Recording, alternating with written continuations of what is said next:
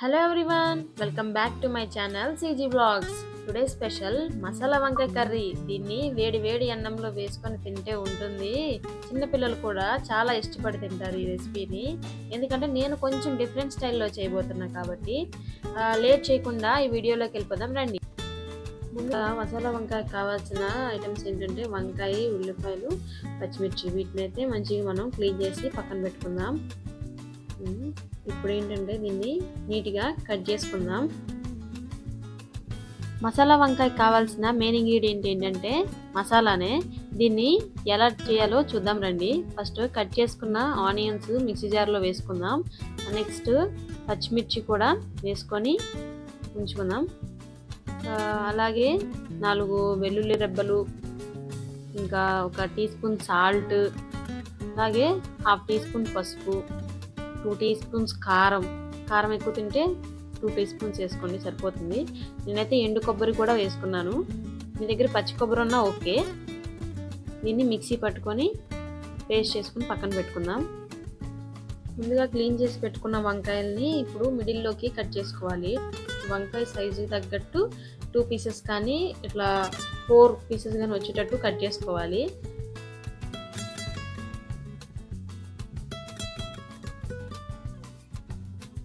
ఇదే విధంగా అన్ని వంకాయల్లో కూడా మసాలా పెట్టుకొని స్టఫ్ చేసుకొని ఉంచుకోవాలి. ముందుగా ప్యాన్ పెట్టుకొని అందులో ఆయిల్ వేసుకొని వేడి చేసుకోవాలి. స్టఫ్ చేసుకున్న వంకాయ ముక్కలు ఉన్నాయి కదా, వాటిని నీట్గా ఫ్రై చేసుకోవాలి.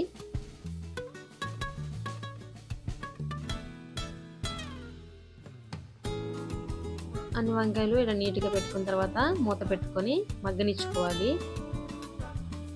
ఒక 10 మినిట్స్ తర్వాత వంకాయలు అనేవి మనకి మెత్తగా ఉడికిపోతాయి.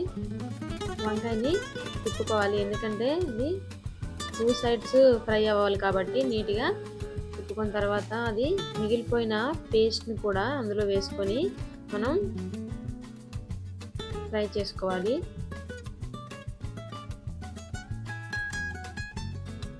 ఆ మసాలా అంతా మంచిగా ఫ్రై అయిపోయిన తర్వాత ఒక నిమ్మకాయ సైజ్ అంతా చింతపండు రసాన్ని తీసుకొని మనం పోసుకుందాం. దీన్ని ఇప్పుడు మనం మంచిగా కలుపుకుందాం. ఇది కూడా మంచిగా ఉడికిపోయిన తర్వాత లాస్ట్లో కొత్తిమీర వేసుకుంటే ఫ్లేవర్ బాగుంటుంది. దీన్ని ఇప్పుడు మనం నీట్గా కలుపుకోవాలి. అంతే అండి, మనకి టేస్టీ అయిన మసాలా వంకాయ కర్రీ అనేది రెడీ అయిపోయింది. వితౌట్ మసాలా పౌడర్తో మనకి మసాలా వంకాయ కర్రీ అనేది రెడీ అయింది. ఈ వీడియో నచ్చితే లైక్ చేయండి, షేర్ చేయండి, సబ్స్క్రైబ్ చేసుకోండి. Thank you.